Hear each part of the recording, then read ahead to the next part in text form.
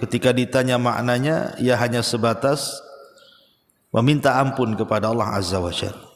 Diambil dari kata-kata mighfar. Mighfar itu kalau dalam dunia peperangan, di zaman Nabi SAW biasanya orang yang berperang itu selain menggunakan pakaian baju besi, maka kepalanya akan ditutup dengan helm besi.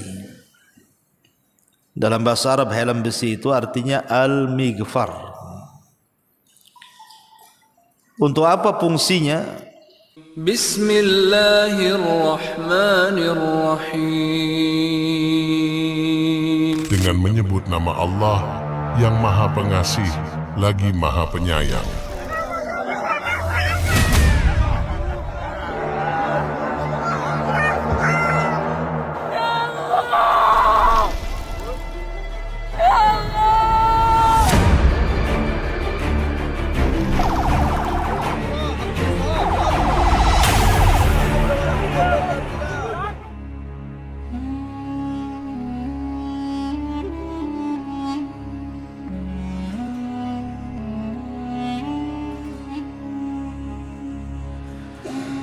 Assalamualaikum warahmatullahi wabarakatuh. Alhamdulillah wassalatu wassalamu ala Rasulillah wa ala alihi wa sahbihi wa mawalah wa la hawla wa la quwata illa billahi wa ba'du. Alhamdulillah, segala puja dan puji hanya milik Allah Subhanahu wa ta'ala. Salawat dan juga salam kita hadiahkan kepada Rasul kita Nabi besar Muhammad sallallahu alaihi wa ala alihi wasallam. Ma'asyiral muslimat yang dimuliakan Allah Subhanahu wa taala, alhamdulillah di pagi menjelang siang ini kita bisa duduk kembali untuk bertalabul ilmi, duduk di taman-taman sorga.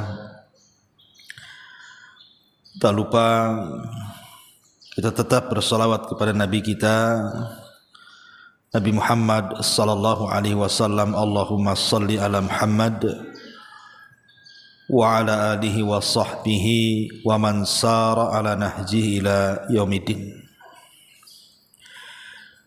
Kita lanjutkan kajian kita masih membahas jalan-jalan menuju surga.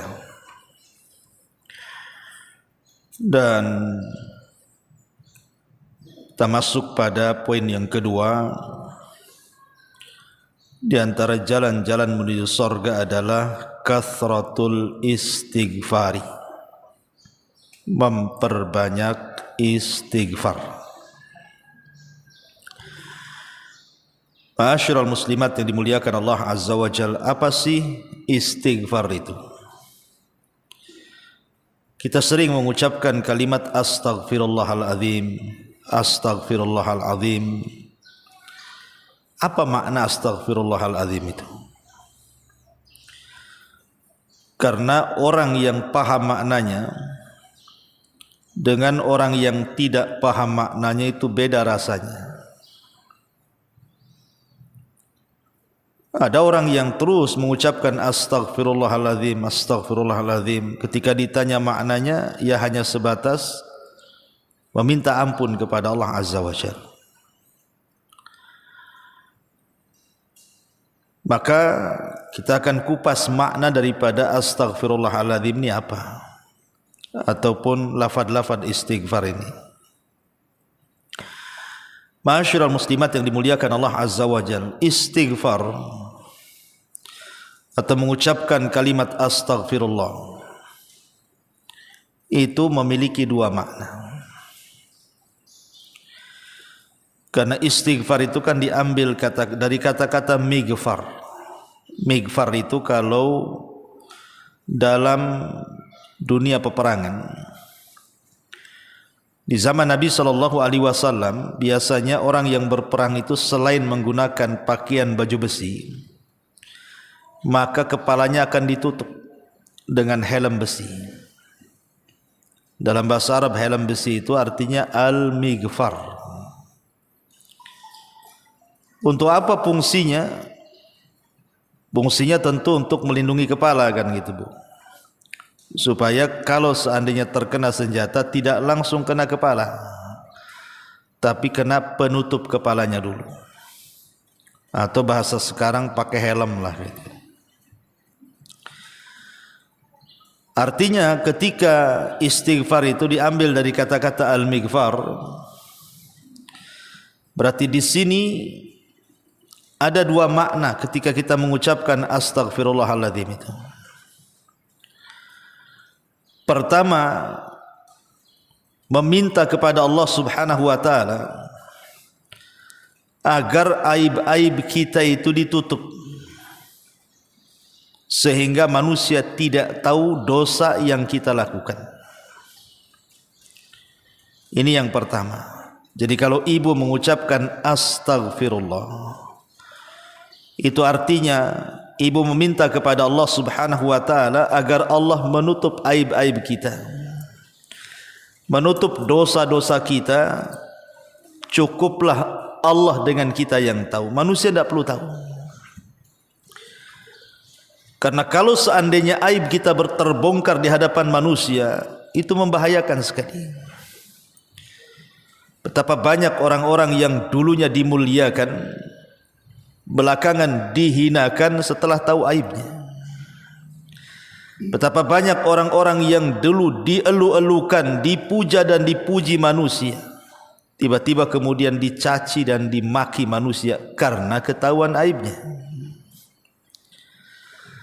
Betapa banyak dulunya orang-orang yang dihormati, dimuliakan, akhirnya direndahkan. Kenapa? Karena dibuka aibnya.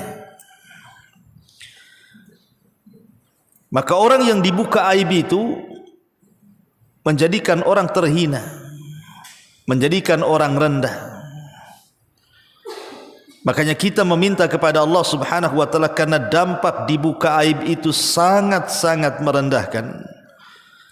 Maka dengan memperbanyak astaghfirullahalazim, artinya kita meminta kepada Allah agar Allah menutup aib-aib kita di hadapan manusia. Karena demi Allah Bu, saya, ibu atau siapapun, sampai hari ini masih dimuliakan orang, masih dipandang orang, terkadang masih dipuja-puja orang. Itu karena aib kita masih ditutup saja. Kalau seandainya aib kita dibuka dan dibongkar oleh Allah Subhanahu wa taala, boleh jadi tidak ada orang yang berkawan dengan kita, yang ada orang pula menghina-hina kita. Maka bersyukurlah kepada Allah Azza wa Jalla, aib kita masih ditutup. Lah supaya tetap dan terus ditutup, perbanyak istighfar. Perbanyak istighfar. Makanya Imam Ahmad ibn Hanbal rahimahullahu ta'ala, ketika dia belanja ke pasar, dia banyak membeli barang-barang, datanglah murid-muridnya dari mana-mana, karena satu pasar itu murid dia semua. Akhirnya kemudian murid-murid Imam Ahmad ini meminta kepada sang imam untuk membawakan barang belanjaannya, dan mengatakan, ya imam, sudahlah, kau pulang bawa badan saja, biar barang-barang ini kami yang bawa. Kata Imam Ahmad, tidak ada hak kalian membawa barang-barangku, katanya. Kalian menghormatiku itu karena kalian tidak tahu aibku saja, katanya. Kalau kalian tahu aibku, kata Imam Ahmad, saya yakin kalian tidak menghargai aku. Pasti kalian akan meletakkan tanah di atas kepalaku. Lihat bagaimana tawadhu'nya sang imam ahli sunnah wal jamaah, al-Imam Ahmad ibn Hanbal rahimahullahu ta'ala. Kata beliau, kalau kalian tahu aibku, tentu kalian tidak akan menghargai aku. Artinya kita masih dimuliakan itu karena masih ditutup aibnya. Maka bersyukurlah kepada Allah Subhanahu wa ta'ala. Dahulu di zaman Bani Israel, Bu, di zaman Nabi Musa, Tapi riwayat ini riwayat Israiliyat, riwayat lemah, tapi kita ambil ibrahnya sajalah. Jadi di zaman Bani Israel, Nabi Musa alaihi salam satu hari terjadi pacaklik, tidak turun hujan tuh, sehingga kehausan. Akhirnya Nabi Musa alaihi salam membawa Bani Israel ke tanah lapang untuk melaksanakan istisqa, salat minta hujan. Lama Nabi Musa berdoa kepada Allah, langit pun tak kunjung-kunjung ada awan hitam. Makin cerah pula lah langit itu, tak ada tanda-tanda mau hujan.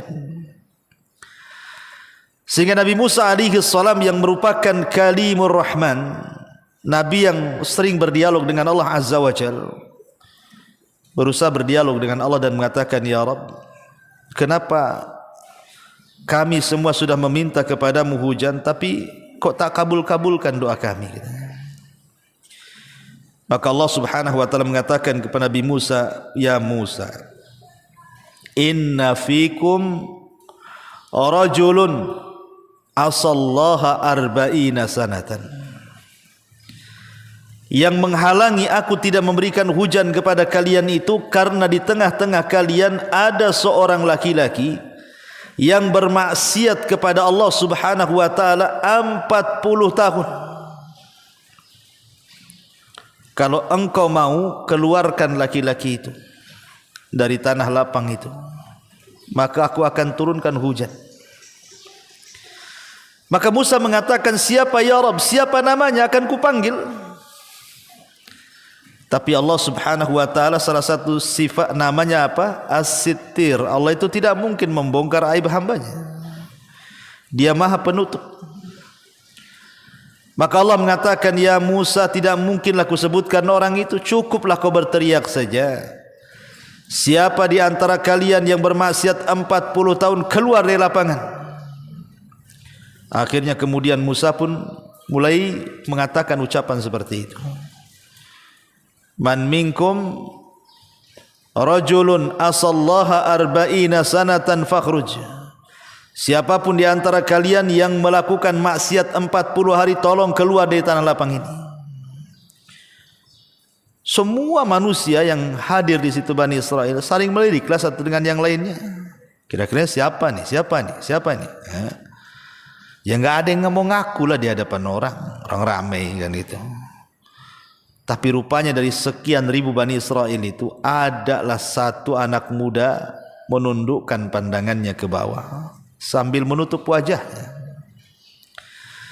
Kemudian dia merasa dan mengatakan, ya Rabb, apakah setelah 40 tahun aku bermaksiat kepadamu, kau tutup aibku selama 40 tahun itu?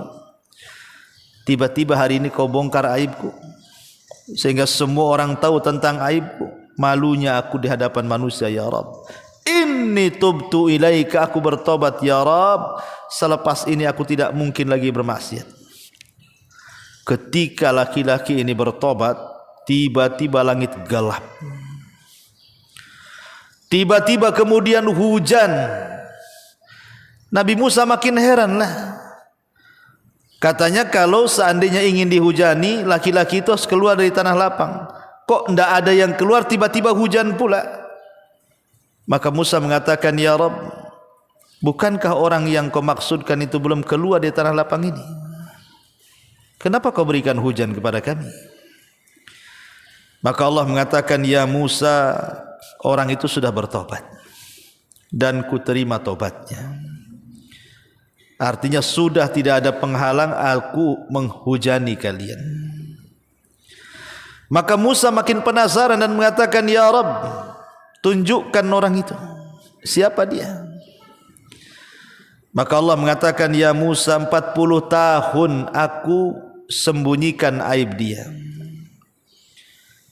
Kalau aku beritahu namanya, berarti aku membongkar aibnya. Cukuplah kau tahu bahwa dia sudah bertobat kepada Allah Azza wa Jalla.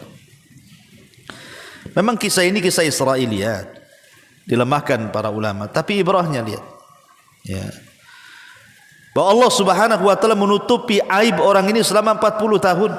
Orang tidak tahu. Dan ini rahmat dari Allah, kasih sayang Allah kepada kita menutup aib-aib kita.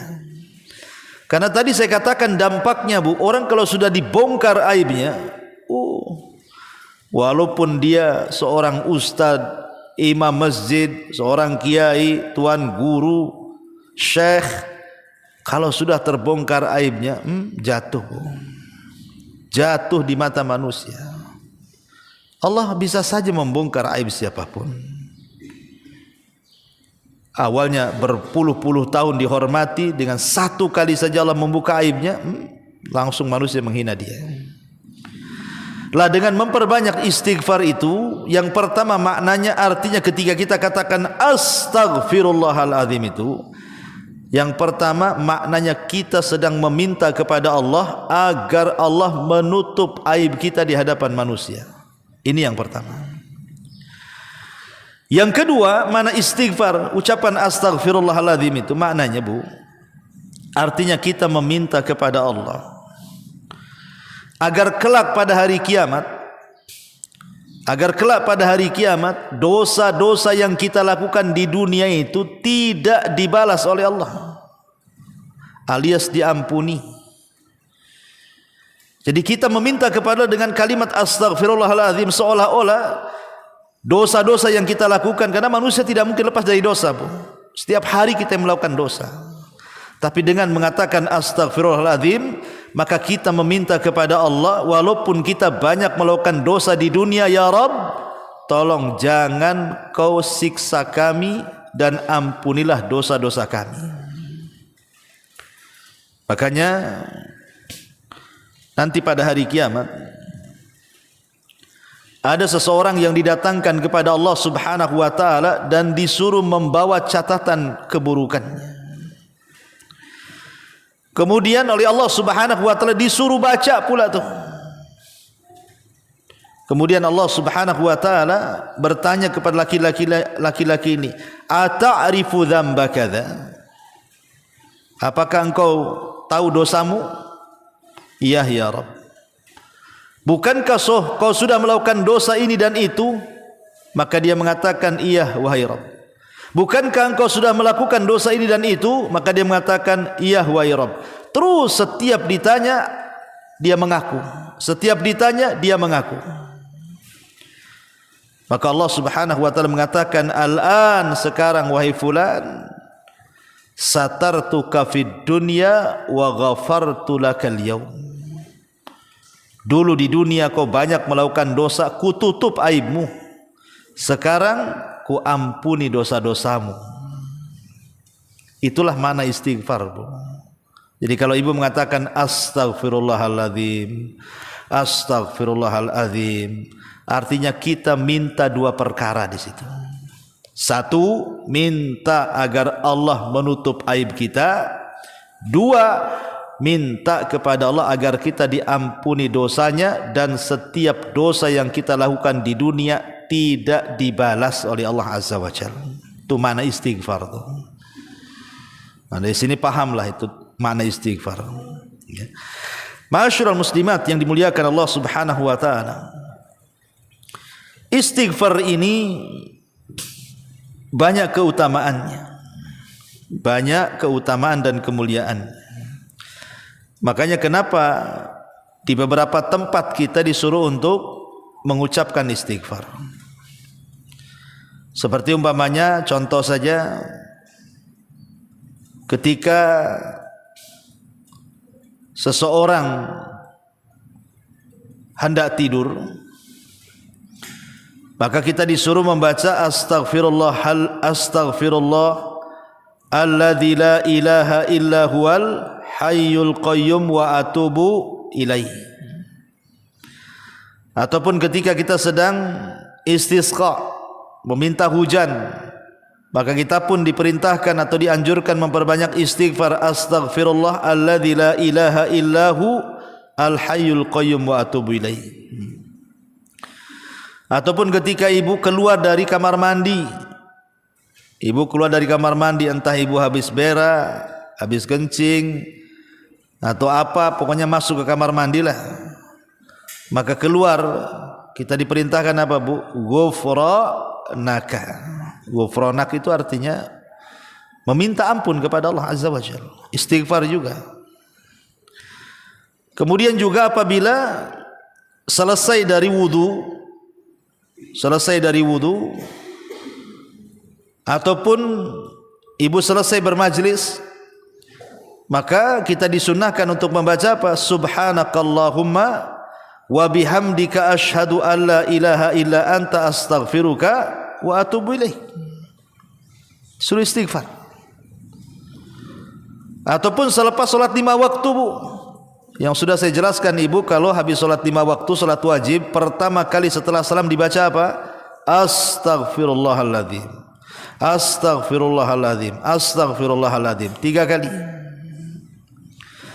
Ataupun ketika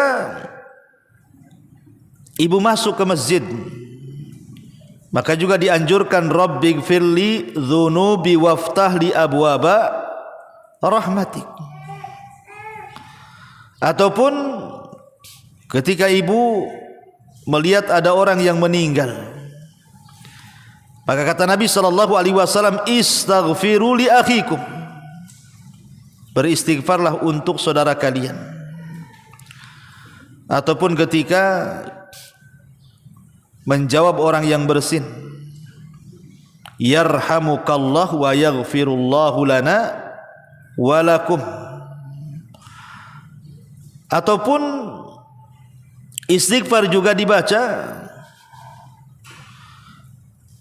ketika di waktu sepertiga malam akhir, ketika Allah Subhanahu wa taala berfirman kepada hamba-hambanya, man yastaghfiruni fa'aghfirullah, siapapun yang meminta ampun kepadaku, ku ampuni. Maka kita dianjurkan memperbanyak istighfar di sepertiga malam akhir. Dan banyak lagi tempat-tempat yang diperintahkan kita untuk mengucapkan istighfar. Kenapa demikian luar biasanya sampai dianjurkan di beberapa tempat untuk memperbanyak istighfar itu? Karena faedah istighfar itu banyak. Pertama, al-qurbu minallah. Orang yang banyak beristighfar itu biasanya lebih dekat dengan Allah Azza wa Jalla. Karena setiap seorang muslim itu disibukkan dengan zikir kepada Allah, dengan lafaz-lafaz astaghfirullah, astaghfirullah itu. Berarti hamba ini memang dekat sekali dengan Allah Azza wa Jalla. Kemudian yang kedua, sababun fi tafrijil qurab. Sebab di mana kesulitan-kesulitan kita itu akan mudah diuraikan. Bisa menghilangkan sesaknya dada, bisa menghilangkan gundah gulana, bisa menghilangkan kesetresan hidupnya. Orang yang banyak istighfar itu, Bu, tenang hidupnya. Asal ibu yakin, betul-betul yakin. Jangan asal bicara saja, asal terlontar, tapi dihayati makna istighfar tadi. Makanya dahulu di zaman tabi'in, ada orang-orang datang kepada Hasan Al-Basri rahimahullahu ta'ala, kemudian mengadukan soal kesulitan hidup mereka. Yang satu mengatakan, ya Imam, aku sudah lama nikah loh, kok tak kunjung-kunjung pula dikasih momongan. Yang satunya mengatakan, ya Imam, sawah kami sudah retak-retak, tak kunjung pula datang hujan. Yang satu mengatakan, ya Imam, aku sudah berusaha bekerja ke sana kemari, tapi tak kunjung pula diberikan kekayaan. Maka Imam Hasan Al-Basri hanya memberikan jawaban dengan satu jawaban untuk 3 soalan. Apa kata Imam Hasan Al-Basri? Istaghfiru rabbakum, perbanyak istighfar kalian kepada Rabb kalian. Jadi orang-orang mengatakan, ya Imam, yang satu pengen punya momongan, kenapa disuruh banyak istighfar? Yang satu pengen hujan, kenapa disuruh banyak istighfar? Yang satu pengen kekayaan, kenapa kau suruh istighfar? Apa tidak ada lagi jawabannya? Maka akhirnya Hasan Al-Basri mengatakan, celaka kalian.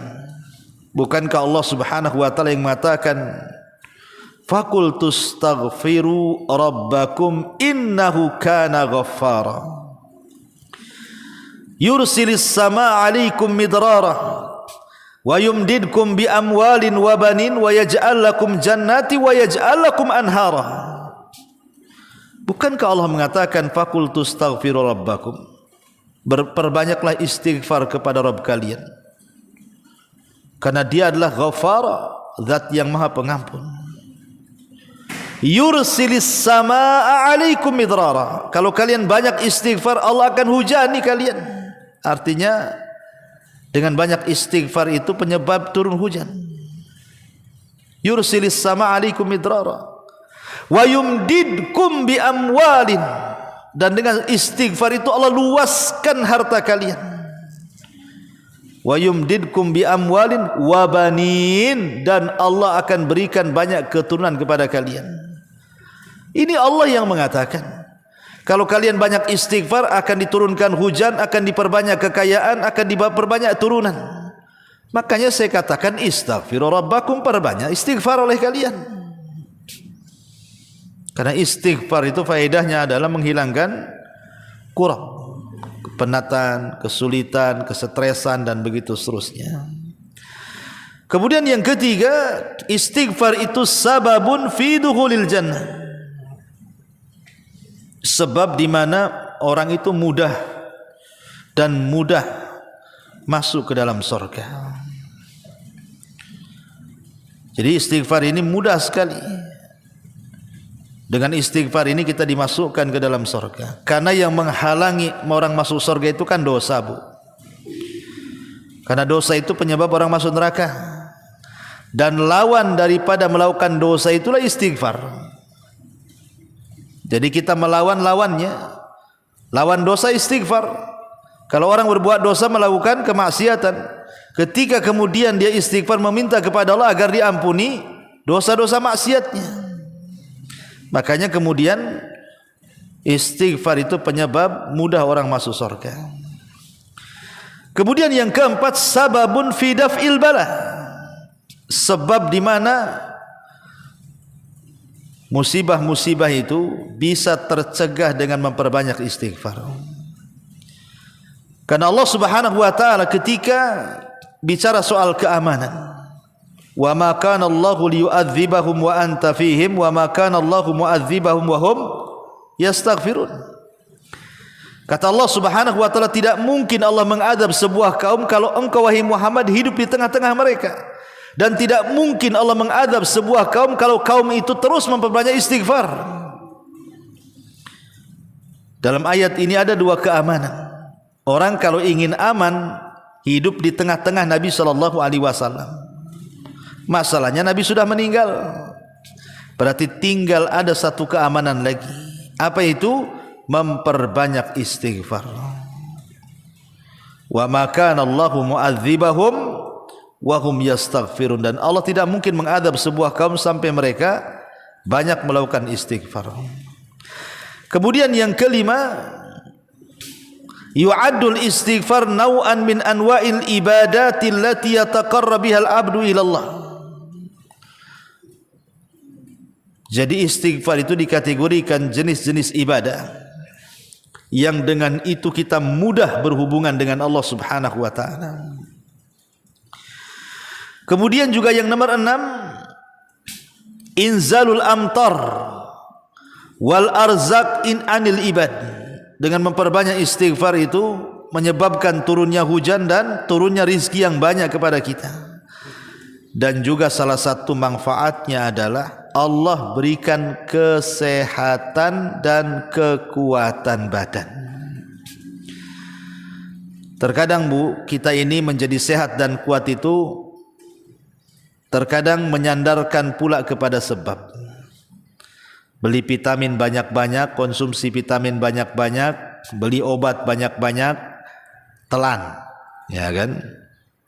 Kebanyakan kita begitu kalau ingin sehat seperti itu, atau olahraga gitu ya. Dia lupa bahwa ada perkara yang lebih hebat dibandingkan minum pil, makan vitamin, Ya. Apa itu?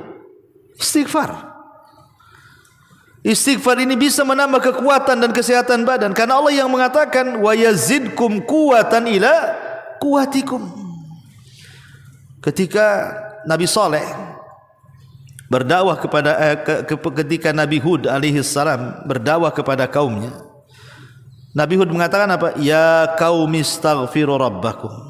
Hei kaumku, perbanyak oleh kalian istighfar.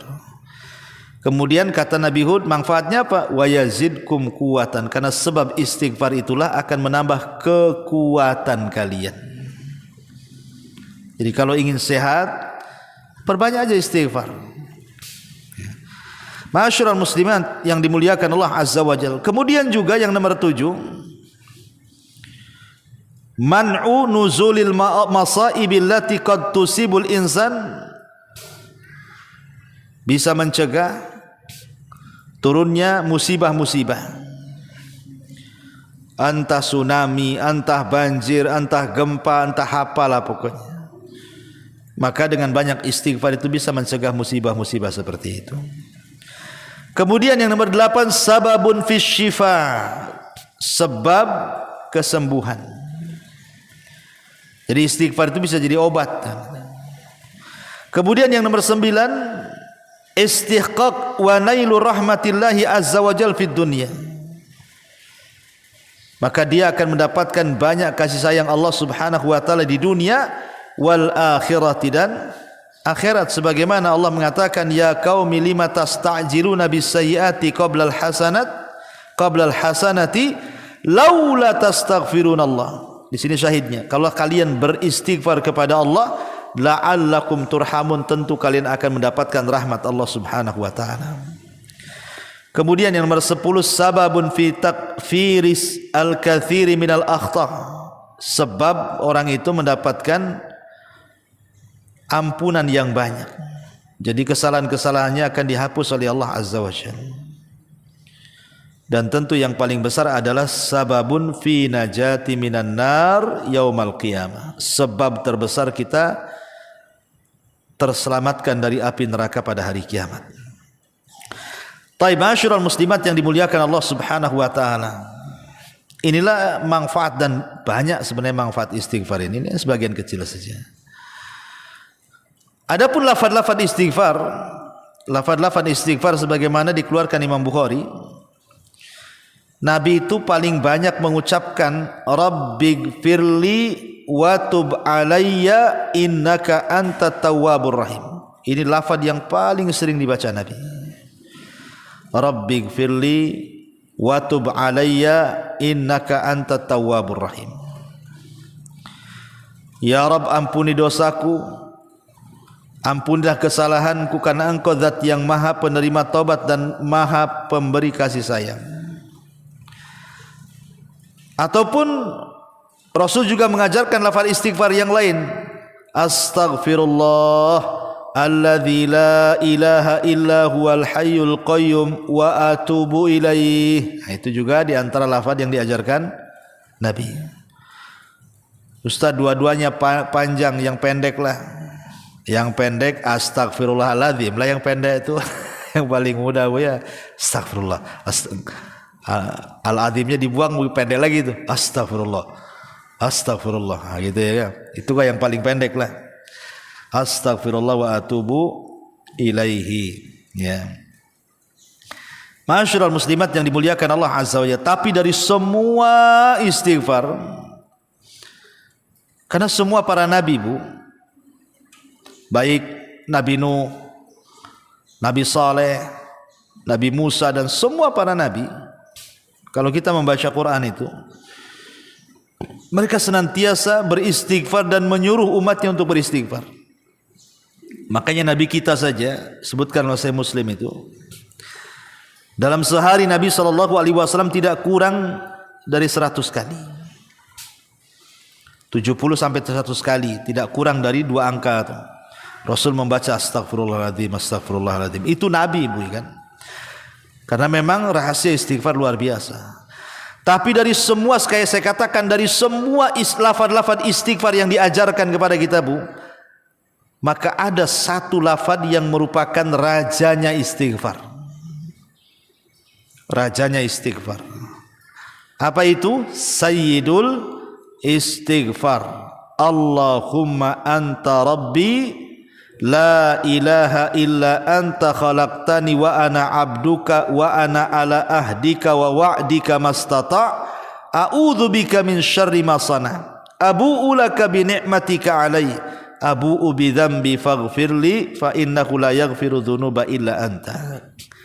Siapapun yang membacanya di pagi hari, kemudian Allah takdirkan dia meninggal sampai sore hari, maka dijamin masuk surga. Kalau dia baca di sore hari, Allah takdirkan dia meninggal sampai pagi, maka dipastikan masuk surga. Ini sayyidul istighfar. Ya Allah, Engkau adalah Tuhanku, tidak ada sesembahan yang berhak kecuali Engkau. Engkau yang menciptakan aku, sedangkan aku adalah hamba-Mu, dan aku di atas ikatan janji-Mu, dan akan menjalankan dengan semampuku. Aku berlindung kepadamu dari segala kejahatan yang telah aku perbuat. Aku mengakuimu atas nikmat-nikmatmu terhadap diriku, dan aku mengakui dosa-dosaku kepadamu, maka ampunilah aku, sesungguhnya tiada yang mengampun segala dosa kecuali Engkau ya Rabb. Luar biasa isinya sayyidul istighfar. Makanya kenapa kemudian keutamaannya luar biasa. Ma'asyiral muslimat yang dimuliakan Allah Subhanahu wa taala. Sebagian ulama membahas, kalau seandainya seseorang itu melakukan dosa, kemudian dia mengucapkan astaghfirullahaladzim, apakah dosanya semata-mata mengucapkan astaghfirullahaladzim itu langsung diampuni? Maka ulama mengatakan tidak langsung diampuni, Bu, sampai dia betul-betul meninggalkan dosanya. Sebab kalau seandainya dia melakukan dosa, kemudian dia istighfar, kemudian melakukan dosa yang sama, kemudian istighfar, dan begitu terus, ini namanya talaub, main-main namanya. Main-main dengan taubat namanya. Jadi istighfar yang seperti ini tidak ada manfaatnya. Makanya ulama mengatakan al istighfaru ma'al israr taubatul kadzdzabin. Beristighfar tapi dia pun melakukan terus dosa yang sama, itu taubatnya para pendusta, Bu. Itu taubatnya para pendusta. Makanya sebagian para ulama seperti yang dikatakan oleh Al-Hafidh Ibnu Hajar rahimahullahu taala, ya, beliau mengatakan ketika Allah Subhanahu wa taala mengatakan walam yusirru ala ma fa'alu, ay isyaratun ila anna min syarti qabulil istighfari an yaqla al mustaghfir anidz dzambi wa illa fal istighfaru bil lisani ma'at talabbusi bidz dzambi kat talaubi. Kata Al-Hafidz Ibnu Hajar rahimahullahu taala, walam yusirru ala ma fa'alu, ketika Allah mengatakan dan mereka tidak terus-terusan melakukan dosa, kata Al-Hafidz Ibnu Hajar, di sini ada isyarat bahwa diterimanya istighfar seseorang itu ketika selesai melakukan dosa kemudian dia istighfar adalah harus melepaskan dosa-dosanya, berhenti dari dosa. Kalau tidak, percuma saja. Ibu sambil gibah, astagfirullah, gibah terus.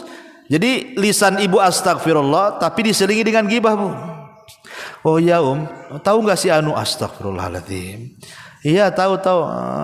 Kenapa itu? Astagfirullahaladzim. Tapi terus diselang-seling, Bu, gibah istighfar, gibah istighfar. Ibu lagi ngapain, Bu? Nyelang-nyeling istighfar dengan gibah tuh. Itu namanya talaub, main-main. Ya. Jadi kalau istighfar itu artinya berhenti dari dosa, ya sudah berhenti. Kalau nanti suatu hari kemudian terjerumus karena nafsu kita, istighfar lagi. Ya. Umpamanya ada seseorang pegang botol minum khamar gitu, bukan? satu teguk astagfirullahaladzim. Neguk lagi astagfirullah. Ngapain itu kok orang neguk-neguk homer kok diselingi dengan istighfar pula. Jadi istighfar seperti ini namanya taubatul kadzabin namanya. Taubatnya para pendusta. Atau disebut talaub kata Al-Hafidz Ibnu Hajar itu. Jadi istighfar saja tidak cukup. Maksudnya ucapan astagfirullah saja tidak cukup menghapuskan dosa-dosa orang yang melakukan dosa sampai betul-betul dia taubatan nasuha. Karena istighfar itu kan iklan saja, memberitahu bahwa saya akan bertobat. Kalau betul-betul bertobat itulah disebut taubatan nasuha. Menjauh dari dosa, berazam tidak melakukannya, menyesal dan begitu seterusnya dari syarat-syarat tobat itu kan Bu ya. Tetapi secara zatnya istighfar itu manfaat tuh. Karena kan istighfar tidak mesti ibu melakukan dosa kan. Istighfar kan bisa dijadikan zikir. Bisa dijadikan zikir ketika ibu banyak ada masalah, astagfirullah, astagfirullah, astagfirullah. Enggak ada masalah pun astagfirullah, astagfirullah. Bisa jadi zikir dan itu manfaatnya besar. Salah satunya apa? Dari segi makna istighfar saja kita sudah bisa rasakan manfaatnya. Pertama, aib kita ditutup. Yang kedua, dosa-dosa kita tidak akan diazab. Luar biasa dari segi maknanya saja istighfar itu. Wallahu a'lam. Ini di antara jalan menuju surga adalah kathratu al istighfar, memperbanyak istighfar. Baik, sampai di sini kita tutup. Subhanakallahumma bihamdika asyhadu an la ilaha illa anta astaghfiruka wa atubu ilaik. Allahu taala alam. Assalamualaikum warahmatullahi wabarakatuh.